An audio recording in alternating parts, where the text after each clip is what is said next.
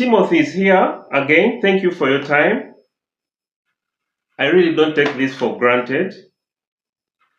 And there's a conversation that was going on. Yeah, there's a conversation that was going on in our drivers' fraternity over this side. And the question is, or the question has always been, are we really partners? You kind of broke off. Could you repeat the question? Are we really partners when it comes to ride hailing? Partners with who? Or workers? Neither. What do you mean? Because Uber or Bolt, whatever, they put it out loud that we are partners, we are driver partners. No, that's corporate language. Okay. Okay, so here's the thing. What e-commerce site do you have in Uganda? We have Gigi. I think Alibaba also works in Uganda here. What else? We have Chikubo online. There are a couple of. Pardon? Does Amazon work? Yeah, I can shop on Amazon, then I do the shipping. Even eBay. Okay, so I'm going to use the example of Amazon, right? So Amazon is a platform, right? Yes. Amazon does not own the goods. Yes. So and the people who are selling are not their employees either, right? Okay. So Amazon is a platform. So what happens on this platform? There are people who have goods, and there are people who want to buy them, right? Yep. So you meet on the platform. It's a marketplace. It's like you going to the market and buying tomatoes, right? Okay. The person who's selling tomatoes goes to the market, and you who wants the tomatoes, you go to the market too. So you meet at the market, and then you make a transaction. Now, the person selling the tomatoes doesn't own the market, and the person buying the tomatoes doesn't own the market either. It's just a marketplace, right? Virtual marketplace. That is Uber. Uber is a marketplace. Okay. So there are people who need rides. Yes. They are not customers of Uber. They are not employees of Uber. There are people who need to make money. They are not customers of Uber. They are not employees of Uber. They just give us the platform. And then those who need the ride meet there, and those who are offering the rides meet there. And then all Uber does is what they call a dispatch service. Okay? A dispatch service is the person who wants a ride tells Uber, I need a ride. And then Uber tells them how much it's going to cost. And then they put the bid out there. Then drivers look at the bid and then they accept it. Okay? That's how it works. It's simply a platform for people who need rides to meet people who are offering rides. Okay. Here is the thing. Yeah. But that's not what Uber tells us. Regardless of what you've said. Okay. Have you ever worked for corporate? Yes. Yeah. Corporate is supposed to sell you a vision. They're supposed to tell you that you're family. So that you can buy into the vision. Right? And feel at home. Yes. As a matter of fact, you're a number on the check. If you look at the right-hand corner of your check, that's your number. When they're making a decision about your future, your name never comes up. It's a number. It's a title. Okay. They say, okay, we need to lay off 74 workers. Yep. Your name will never come up. They will say, the guys in accounting. Let's lay off the guys in IT. From number this to number that. If we get rid of number this and number that and number that, we increase our profits by 20%. They never use your name, but your boss understands that he's working with people. So when he's talking to you, I've been in leadership before. When we're talking to you, we're supposed to tell you that we're family, so that tomorrow you're motivated to work hard. Tomorrow you're motivated to come on time. Tomorrow you're motivated to produce at your 100%. That's what we're supposed to tell you. That's it. So, because me, I was looking at it in a different perspective of it being, if Uber came out or any ride hailing app came out and it admitted that we are workers, it piles up a huge tax for it to pay, right? Okay, so if Uber makes you a worker, they have to put you under different classification, right? Yes. They have to compensate you differently. They have to take responsibility for you. They have to give you benefits. Okay, and then they have to worry about your safety. All those cost a lot, right? So also they have to be transparent when they fire you. They have to report to whoever it is that, hey, we fired this guy because of this, this, and this, and this. And then the person will ask them, okay, did you follow the proper procedures for firing them? Did you discipline them? Did you do this? Did you do that? Right? Now, when they deactivate you, they don't even need to give you a reason. You know why? Because you're not their employee. You're not even their partner. The minute they deactivate you, the conversation is over. And that's all. It's over. Okay. Okay. Regardless of it being. Let me ask you a question. So if you're in a partnership with somebody and they terminate the partnership, there are some contractual obligations that they have to meet first, right? Yep.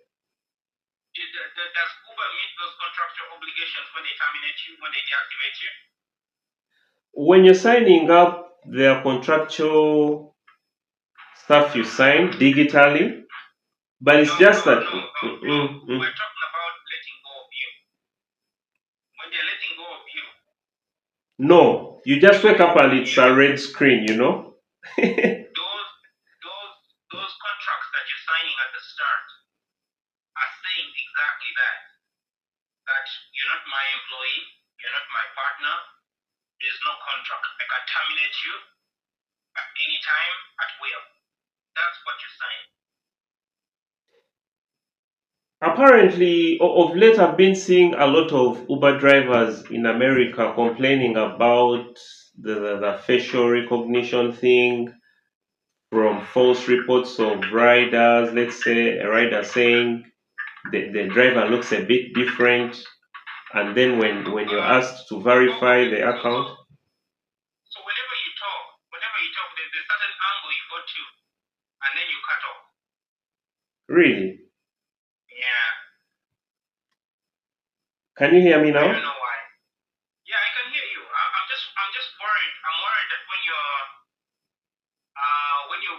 you're putting it on YouTube or whatever, they will not be able to hear what you're saying. No, the camera is recording the audio, and this phone is the phone is different, so I can hear you very well. You're like now you had broken up a little bit. Oh, really? Yeah. Maybe it's the internet, but I'm good. I'm so good. Okay. Yeah. So let's continue. I've been seeing videos doing rounds on socials. Uber drivers in America are really facing an issue of verifying their faces. maybe due to a report from a rider saying maybe you looked a bit different and stuff. Okay. So, but previously, it looks like you guys didn't have facial recognition before, but here we had it right away from 2020, 2019. Okay. Yeah. So, what's your thought about that? Is it like because maybe you've not been having the facial recognition, that is, if it's true, that maybe some faces have changed over time and the system is not able to verify? No, I think the primary concern about that one is that uh, the passengers are not required to do so. They are not required to facially recognize themselves, especially with Uber. Now, with Lyft, like, when you're picking up somebody on Uber, it Mm. never shows their face. No, I mean for drivers, not Yeah, passengers. I understand that. Mm. So what is bothering the American drivers is that why are you asking us to verify with our faces when you're not doing that with the passengers? So basically, Oh. the drivers are saying that we understand it's a safety concern for the passenger, but it's also a safety concern for us with the passenger too, Yes. right? We want to know who's entering our vehicle, True. and that's where the problem is coming in because we are constantly verifying who we are, but the passengers are never verifying who they are. And half of the time you're picking up somebody called Melissa, and then a guy comes to the car, right? Or maybe your wife is the one who ordered it, right? True. And then a guy comes to the car. Basically, what drivers are trying to say that there has to be some kind of verification where okay, if your wife orders a ride for you, you should be her guest, right? Oh, yeah. And so that when you come to my car, I'm looking for a woman. I'm looking for a woman called Melissa. Now there's a guy. So we have a problem now, right? That's why on my life I say there's a very simple way to fix that problem. In your settings, there's a pin. I don't know whether the Ugandan side has it too. Yeah, right? The pin verification when you're starting a trip. Yeah, so if my wife orders it and the husband comes, all he has to do is give me what? The right pin. The pin. Yes, and then we don't have a problem anymore. But that's where the drivers, especially the new ones who don't know about the pin verification, who don't know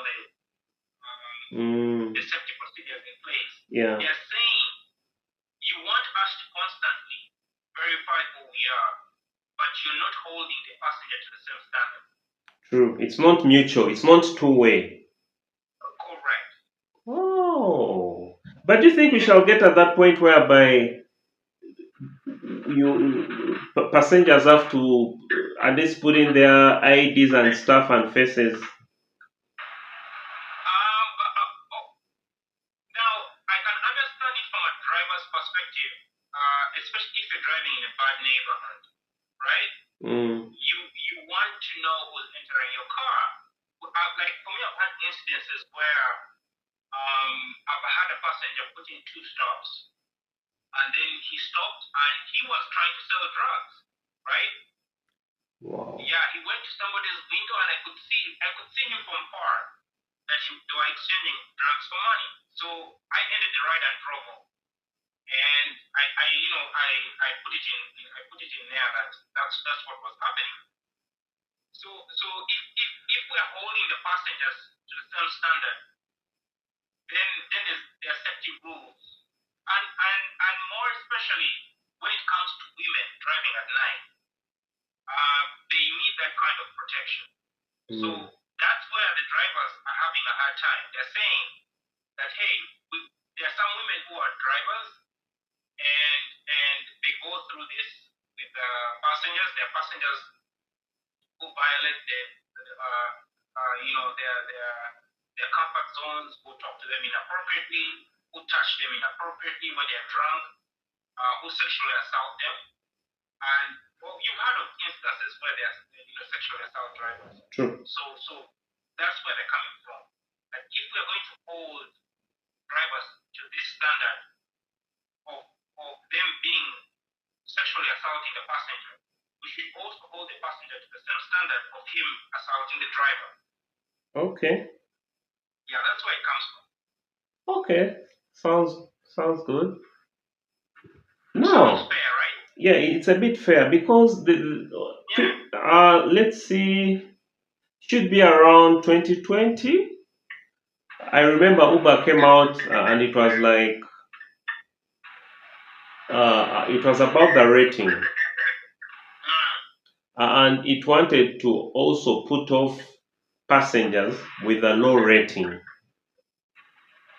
But it was world over. But I remember I don't know how they silenced it, but I remember they put up an official statement. They sent us emails and they're like, from now onwards, the rating of the passenger will also matter, and once it goes below a certain rating, they'll not access the platform. It's never going to happen with the passenger rating. They're not going to throw passengers with a bad rating.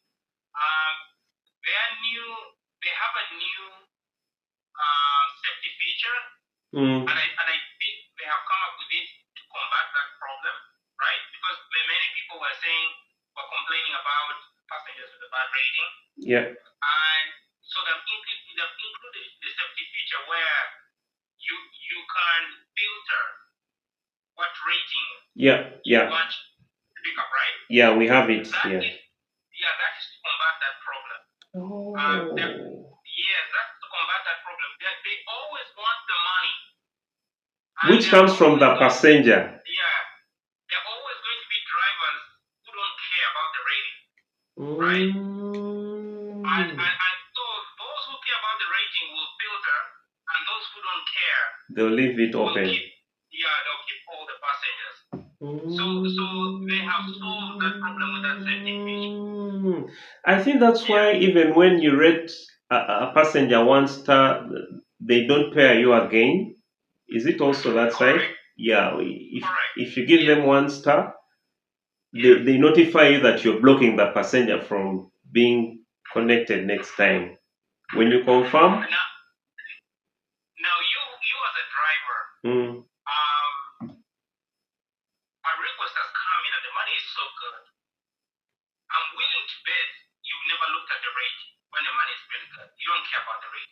Not really, but I'd be suspicious. I'd be suspicious. There you go.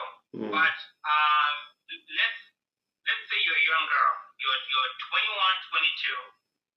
You're going to worry about the rate, especially if you're driving at night, right? You're going to worry about the rate. So Uber has solved the problem for both of us. Okay. The lady who doesn't want to take the bad passenger filters her rights, and then you who doesn't care when the money is good will taking care of you too. Okay, I get the point. Now let's first get back to where we started from. Right, you see, when it gets to ride-hailing apps, let's say five. You're cutting off. Can you hear me now? Yeah, I can hear you now. 5 drivers in their cars. Okay, let's say 10 drivers in their cars. I'll value that up to around 200 million Ugandan shillings. I think keep your head down a little bit. When you look up, then I don't hear you. Okay, now here's the thing. Okay, that's perfect right there. If we sampled out 10 drivers randomly with their cars. Can you hear me? Go ahead. The 10 cars will be valued at approximately 200 million shillings, Ugandan shillings. Okay? Those are only 10, but there are thousands of drivers Okay? out there. Now, with such a business, with that kind of, okay, let me call them assets, cars are assets in this context. Don't you think that tax to be paid would be so high for the company for it to accept that your partner, rather your workers?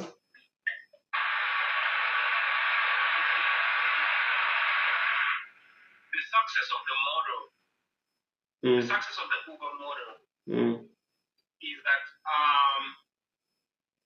it makes a lot of money because it doesn't have overhead costs, right? When you start up your transportation business, you have to buy cars, yes, okay? Then you have to hire drivers. yes, You have to compensate them, you have to give them benefits and all that good stuff, right? mm, And then you have to give them pensions. yep, Then you have to give them retirement plans, sure, right? The disruption of the Uber and Airbnb model is that you don't have overhead costs. mm, They just provide a platform. Amazon has the same model. We are all copying it from Amazon. Amazon does not own the products that are sold on Amazon. It does not pay for the stores. It does not pay for the buildings. It does not pay for the warehousing. It does not pay for any of that stuff, right? It just creates a platform for the both of you. And that's the beauty of the Uber and Lyft and Airbnb model is that they have eliminated the overhead costs. okay, Yeah. So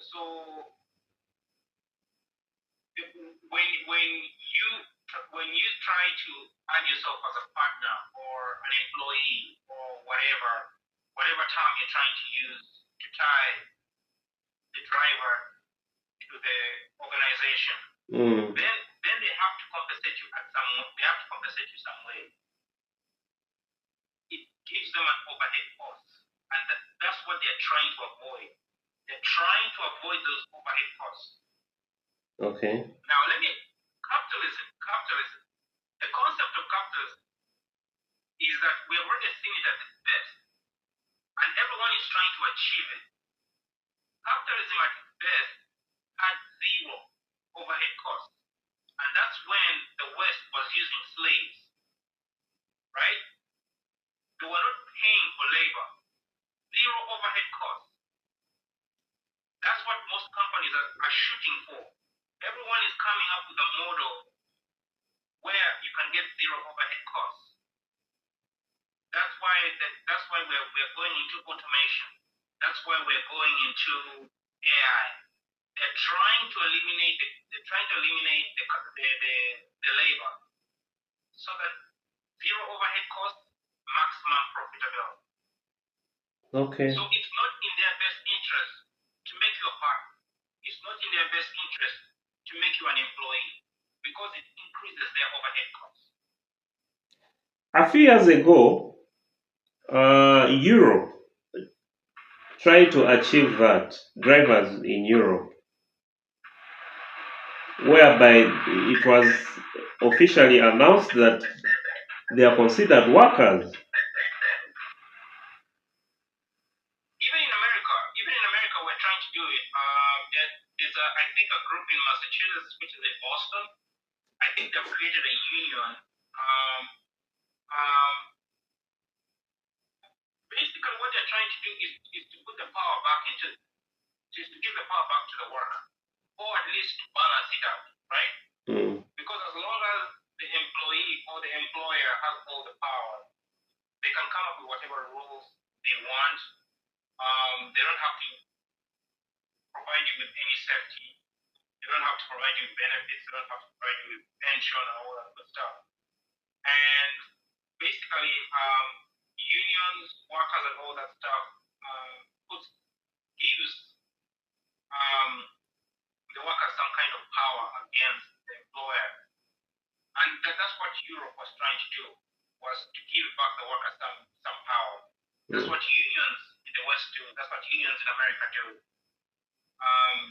So you join a union, the head of the union goes and represents you and says, okay,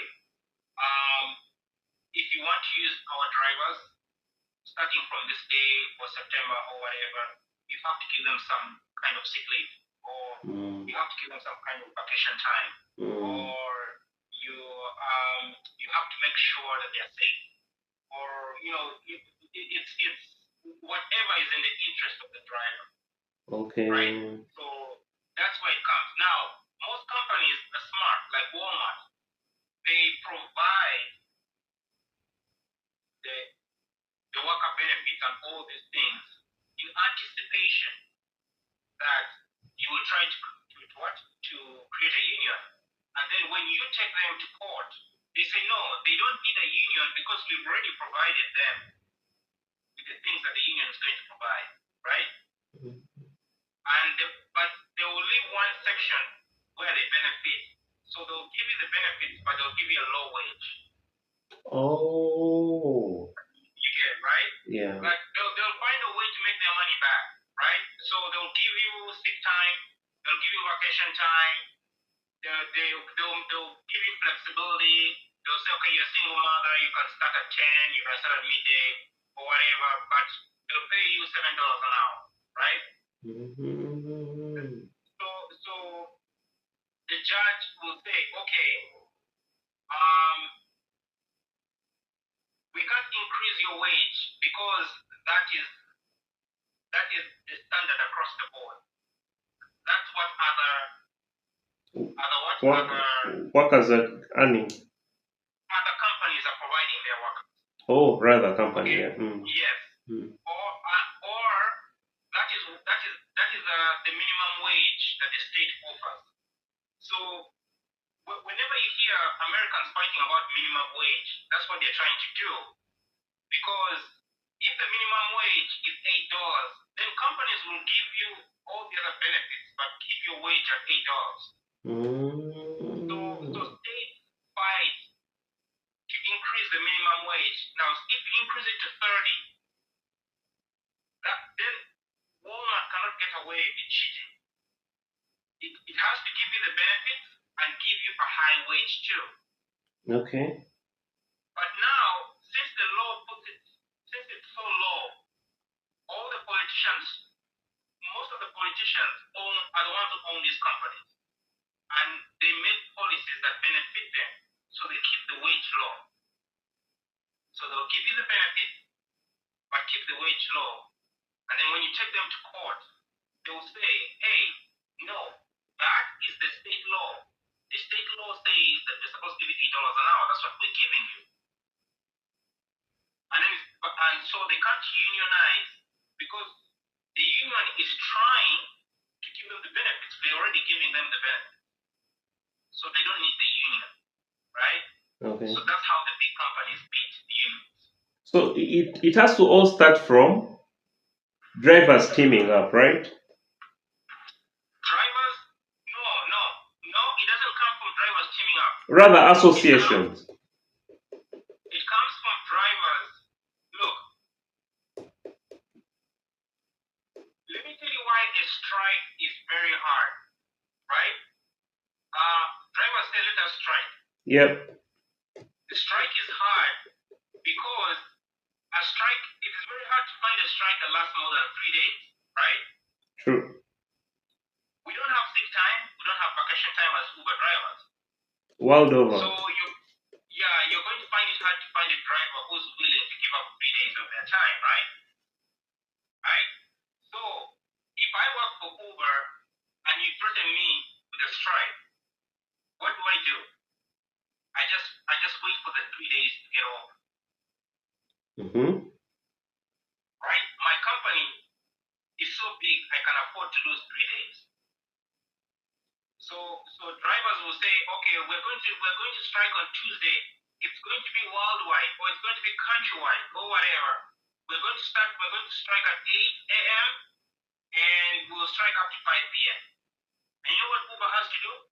No. He just has to wait out. He just has to wait out the strike. That's it.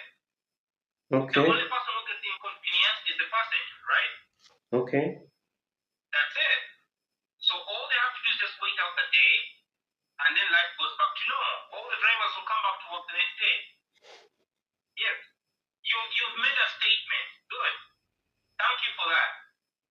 If you want Uber to change, you have to strike for at least 14 days. Wow. Yes.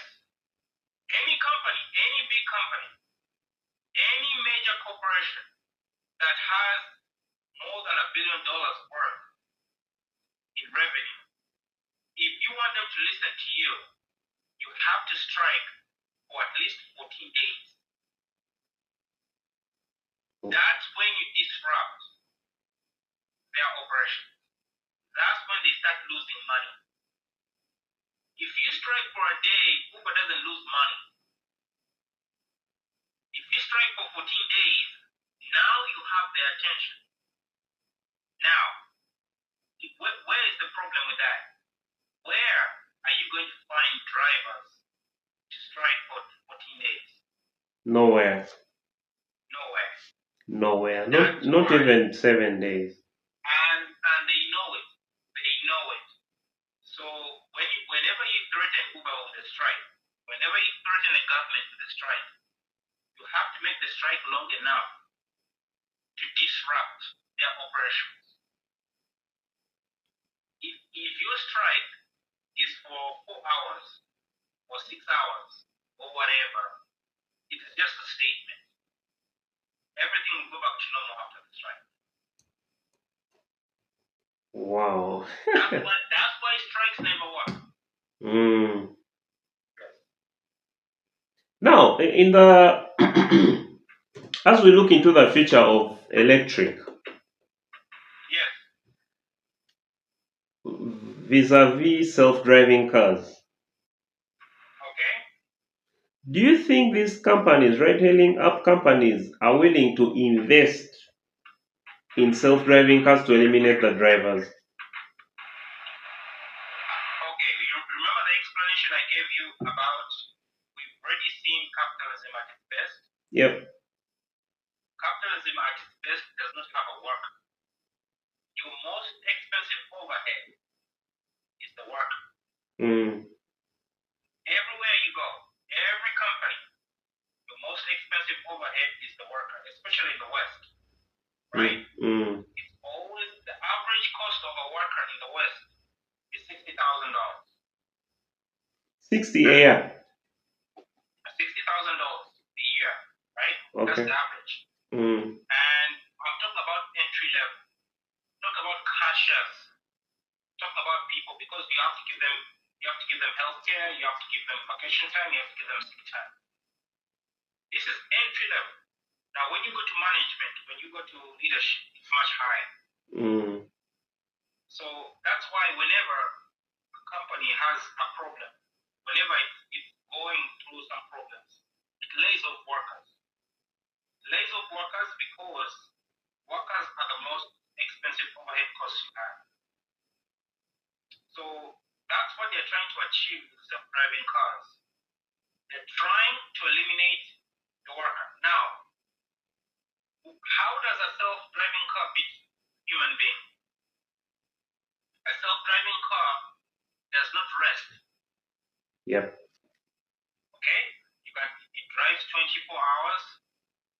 It does not complain. It does not build the rights. It does not cherry pick. Right? Whatever ping you give it, it's going to take. Right? And there are certain complaints that are eliminated, like rudeness, like sexual assault, like you get the picture, Yep. right? Yep. Yeah. And also managing people is very hard. Managing people I don't have to tell you that it's extremely hard to manage people. Mm. It's extremely easy to manage self-driving cars. simply give them instructions on a computer and they execute. With people, some people you have to make sure they're happy. You have to make sure they're paid. You have to make sure you update safeties. You have to make sure they're paid well. You have to make sure you're complying with labor laws and all that good stuff. Because you don't need to. So that's what they're trying to achieve. They're trying, during slavery, that's exactly what they did. Slaves were not allowed to rest, were not allowed to do anything. You could work them 24/7. You could sell them at any time. You could make them work at any time, anywhere, under any conditions. That's where they're trying to get into self-driving cars. Okay. It's really very simple. That's all they're trying to do. They're trying to eliminate the difficulties that come with managing people. Yeah, but my question is, will they be willing to invest the way drivers are investing in buying cars? Okay, you cut off again. Could you repeat the question? I'm saying, will they be willing to invest just the same way drivers are investing in buying the cars? Will they be willing to invest in the cars? Yes, like buying, let's say, the way you and me buy a car, then you sign up on the platform. So, will they be willing to invest in the self-driving cars since they're eliminating the drivers? Or it's us drivers who will still buy the self-driving cars and then sign them up to the platform? Okay, I just explained this to you. The cost of the average driver, the cost of the average worker, cashier, $60,000. That's the cost of the car. True. Okay, that's the cost of the car. Mm. The difference is that this car works what? 24/7. 24/7. He doesn't fall sick. He doesn't call him. He doesn't complain.